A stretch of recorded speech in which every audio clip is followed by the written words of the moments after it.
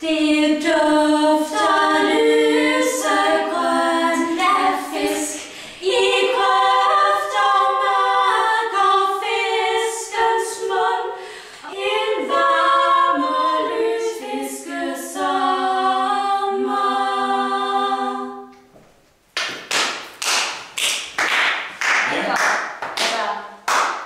Teksten, den var i hvert fald rørende, synes jeg. Den var super. Jeg har også tænkt meget over det. Det er noget, det kommer lige fra hjertet. Der er bare for få mennesker, der værdsætter fisk. Og derfor synes jeg også, det er utroligt godt, at den historiske kirke også har fisk med. Næsten alle steder. Så ja, alle dyr er jo lige vigtige i Guds øjne, ikke? Men ordet er jo ikke Jo, men fisk er bare så lidt værd. Så er det mere sig selv, kan man jo sige. Ja. Peter, det går lige hjertet på mig. Jamen, det må være P3. Ja, det er det også. Jo. Tillykke med det.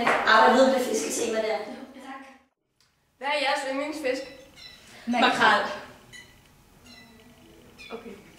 Tillykke med, at I gik videre. Tak.